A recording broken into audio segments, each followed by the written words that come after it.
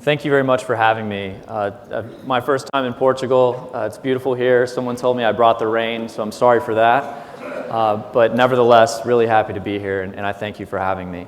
I would like to talk to you about how we're using analytics in the NBA to grow our business. I'm going to talk to you about some of the data that we're using, how we're using that data to make predictions to enhance our customers' experience.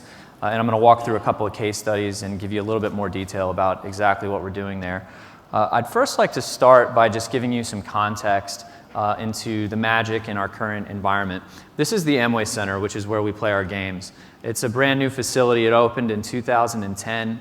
It's been awarded as one of the best sports facilities in North America. And it was a game changer for us when it opened. It was really the impetus for why we moved into a greater focus on analytics because of the capabilities of the building, the technology in the building, which I'll speak to in a minute. And the whole concept around this facility compared to where we played before was around enhancing the customer experience. To give you some comparison, where we played before was a 360,000 square foot arena. Amway Center is 875,000 square feet. The difference between those buildings, 2.5 times in square footage, was only 1,000 seats difference. Amway Center seats 18,500 people. Our old building sat 17,500. So all of that square footage was not about adding seats. It was all about adding experiential spaces for our fans. In addition to general seating, we have all of the latest and greatest in terms of luxury suites and VIP areas. We also have bars, restaurants. We even have a kids' playground in the upper bowl where children can play. And so all of that is around a strategy that focuses not so much on winning and losing, but around the total experience for our customers. And as I mentioned, it was the first step into why we needed to do a better job around analytics. The technology in our building is more advanced than what you'll find in most professional sports facilities in the United States. We have 1,100 flat-screen TVs throughout the building, all of them wired with the ability for us to push a single message to any individual TV in the building, which really allows us to segment the types of things that we put throughout the arena depending on the customers that traverse those areas.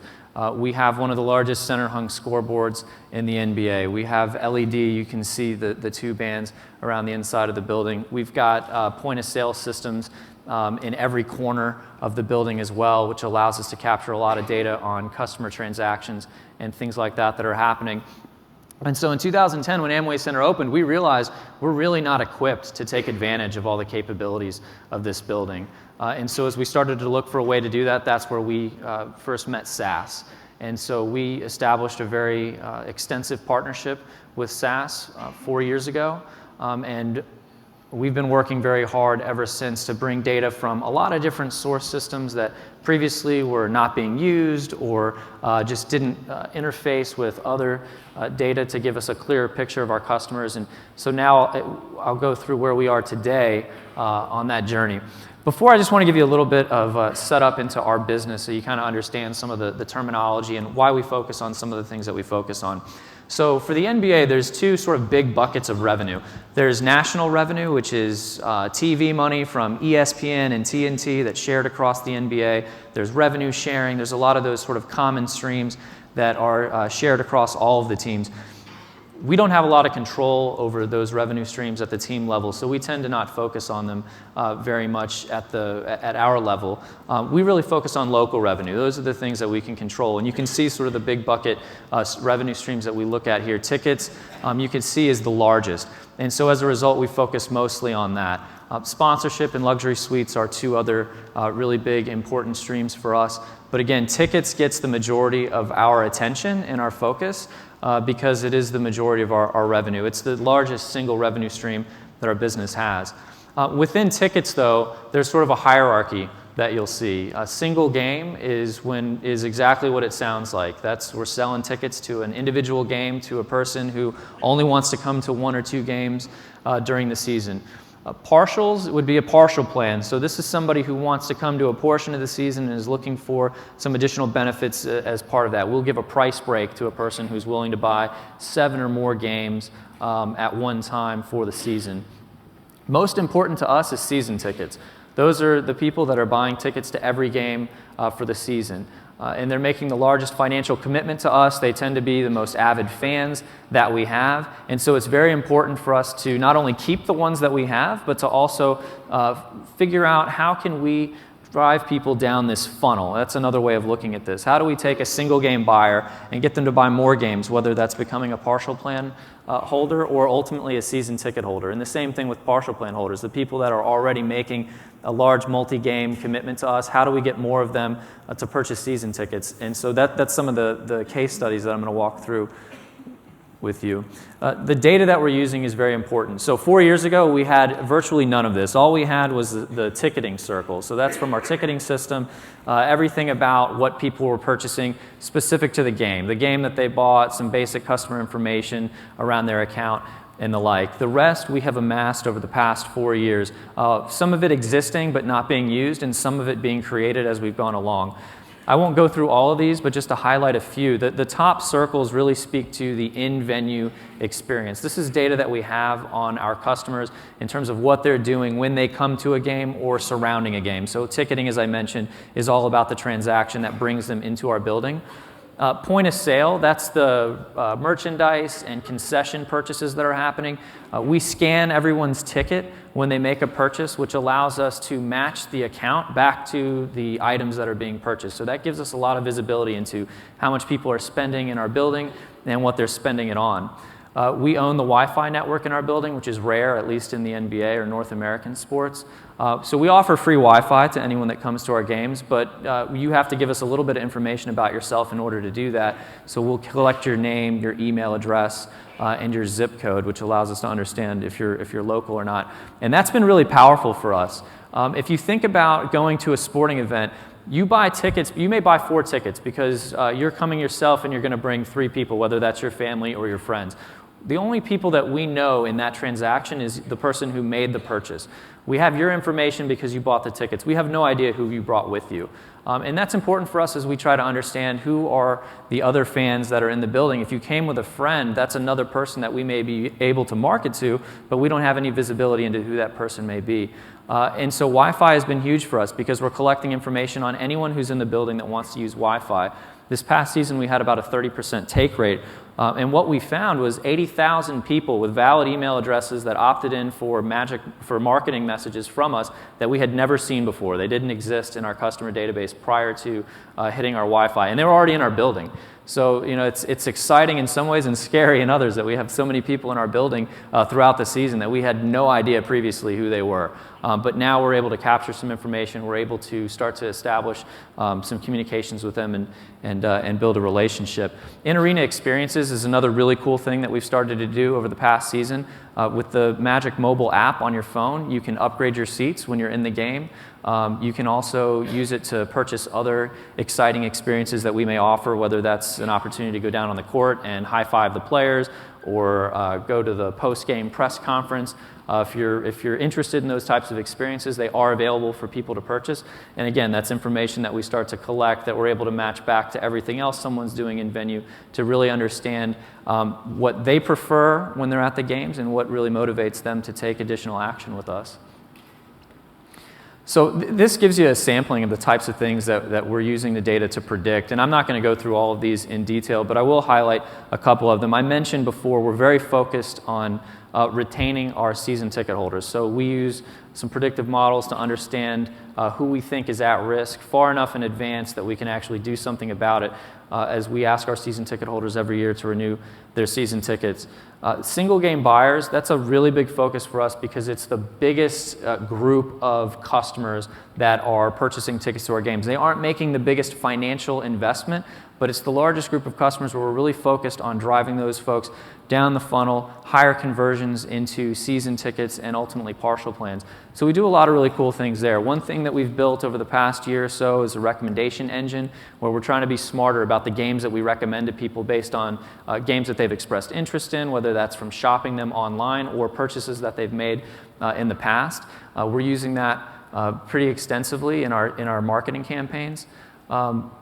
one of the really cool projects that we took on over the past year is the likelihood to lapse. So for us, what we were seeing was single game buyers were purchasing tickets to one game and then we never saw them again. And we really were wanting to understand why were so many people coming to our games, local people, so they're in our market. Why are they coming to our games and never coming back? And so we started with a research project to understand that. And what we found was some of that was what I mentioned before, where we just didn't have the visibility into everybody that's part of a transaction. So you come to a game, you buy tickets for you and your friend, and the next time you come to a game, your friend bought the tickets instead of you. So we see it as you only coming to one game, you actually came to two, and we just didn't have that insight. And so what we found as we were going through our research was that half of the people who we thought had lapsed, were not coming back, really hadn't. They actually were coming back, and half of them truly were lapsed customers that we wanted to better understand. And as we dove into the research, we found that there were some clear differences between those two groups of people. The people who were more likely to not come back tended to be families. They tended to be making a bigger expenditure to bring 3 or 4 people to the game. And so they were spending more in concessions. They were spending more on tickets. And so that's a really expensive undertaking for a family. And they were less likely to come back again.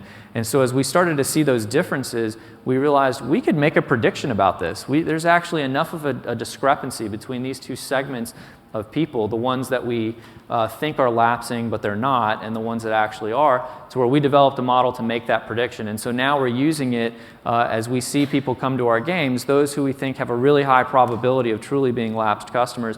We can get a little bit more aggressive on the types of offers that we're making to them and those types of activities. And we are using SAS for that marketing automation piece as well. But I want to go in more detail on 2 things. One, the likelihood to renew for our season ticket holders, and then also, I'm calling it here demand by game, but this really speaks to our ticket pricing strategy and what we've done over the past few years. So ticket pricing has been something that the Orlando Magic has been an innovator in the NBA space. If you go back about 5 years, the way that ticket pricing worked in the NBA and in all North American sports really was based on average pricing. So if we'd sell a season ticket holder seats for the season, and it would cost, call it $5,000, and so we would just take $5,000 divided by 45 games, and that was the price for every game. And then we would look at people who wanted to buy tickets to any individual game, and we would just sort of price up that average season ticket price, and that would be the price for every game. And that was how it was done for however many years that the NBA teams were selling tickets prior to, I'd call it 2009. And in 2009, there started to be some conversations about, aren't some games worth more than others? And so we were one of the first teams to dip our toe into that a little bit and say, you know what, there's a couple teams that are really good. People really like to see the LA Lakers, so maybe we should charge a little bit more for that game. And so we did a little bit there, and we saw great results. But what we found was that we weren't going far enough. And as we started to study ticket pricing more and more, what we found was there were 2 big drivers in demand in terms of sort of categorical buckets. One is just when we play, and there's a lot of ways to look at that. It's what day of the week do we play? What time of the year do we play? It's better for us to play on the weekends. It's better. We see higher demand for our home games as it gets later into the season and we're approaching the playoffs. One exception to that is we see a huge spike over the holidays. And then there's also, when are other games happening relative to the game that we're looking at in terms of making an estimation for demand? Are there a lot of games happening around that same time? Is there a long period of time before we play at home again? So we look at some of those factors. Another big element of it, as you can imagine, is who we're playing. And we look at that in a couple of ways. One, are we playing a team that has superstar players? The other piece of it is they may not have superstar players, but are we playing a quality team? A great example of that would be the San Antonio Spurs, for anyone that follows the NBA. Don't necessarily have star power, but they have a very good basketball team, and that accounts for something too in how we estimate demand. As you can probably imagine, the opponent piece of it drives approximately 50% of the demand for a given game. So it's really important who we play. That, unfortunately, is the one aspect that we don't have any control over. We have a lot of control over when we play. The NBA decides who we play on those dates. But nevertheless, we're actually using the same models that we've developed to estimate demand and ultimately optimize our ticket pricing. We're using those same models to optimize our schedule submission to the NBA. So we've spent a lot of time focused on the way that we control what dates we play. So for example, you'll never see us play a game on a Monday night again, unless the NBA sort of forces us to for national TV purposes. We play as few games in November as we possibly can.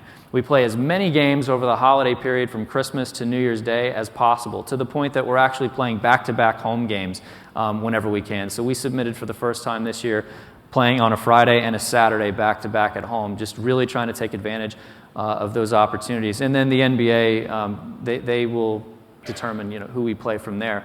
But the results have been significant.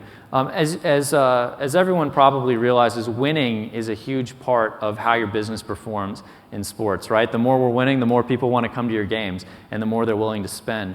That's been a challenge for us over the past couple of years because we haven't been winning a whole lot. We went to the NBA Finals in 2009, but over the past couple of years, we've been one of the worst teams in the NBA in terms of win-loss. And you can see us here. This is the Eastern Conference standings at the end of last season. We were the third worst team in the Eastern Conference in terms of wins and losses. We were actually the third worst team in the NBA overall. You can see at the top the 8 teams that made it into the playoffs. And as you would probably guess, the teams that make it to the playoffs should perform better in terms of their business because they're winning more. But actually, we outperformed 4 of the playoff teams in the Eastern Conference last year in terms of ticket revenue. And in a couple of cases by quite a bit, even outperforming the Indiana Pacers, who finished #1 in the Eastern Conference last year. And so I think we feel really encouraged, right? Because the more we win, the better we can do in terms of these results. If you go back a few years ago, when our team was performing a lot better, we're in the 20th largest market in the NBA. We were the #5 team in terms of total revenue. So even on that, it's very scalable, right? Even as we're winning, we can do really well. But I think this really goes to show, even in spite of not winning, I think that's the best validation of some of our strategies that we've put into place here, is that we've been able to outperform better performing teams, significantly better performing teams in terms of our business results. And a lot of that is around the way that we've leveraged models, the way that we've done a lot of analysis to inform the strategies that we've put into place around ticketing and everything sort of surrounding our pricing. Customer retention, again, is another big thing. Our season ticket holders are our most important and valuable customers. They make the largest financial commitment to us every year. They are our most avid fans. They come to more games than anyone else personally, and so it's really important that we retain them. Several years ago, the way that we sort of looked at this was if you're a season ticket holder, just so that everybody follows, if you're a season ticket holder, you're buying 45 games, in our case, for the whole season, and you're just making a commitment for 1 year. So every year, sort of 3/4 of the way through the season, we will send you some information about renewing your season tickets for the following year and ask you to re-up. And if there's some pricing changes that happen, we communicate it then, but we ask you to make a commitment to come back to us the next year. A few years ago, the way that this was working was we had no idea if a customer was considering not renewing unless they called and told us, or until we sent them their renewal information 3/4 of the way through the season, and after 30 days they just didn't renew, and when we finally tracked them down, they said, yeah, I'm not renewing. And by then it's really too late to do anything about it, particularly as we started to see some of the drivers around why somebody was renewing. But we felt like there's got to be a better opportunity here to understand further in advance accounts that are potentially at risk, and then doing something about that, giving them more attention from our service team, trying to understand why it is we think they're at risk and how can we do something about those behaviors that we're seeing that are raising those red flags. And so we developed a predictive model that we could use to predict the risk of a customer to not renew.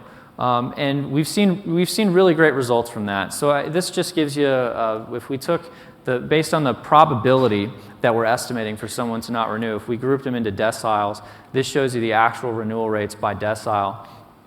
And so I think you can see directionally it performs really well. And we saw this several years ago when we first implemented the model. And it really validated for us that the insights coming out of the model were very helpful. And I think one of the things that's really important with this is we developed something for two reasons. One, yes, we wanted to make a prediction. We wanted to say, tell us accounts that are at risk at different points of the season, well in advance of when we're asking them to renew so that we can do something about it.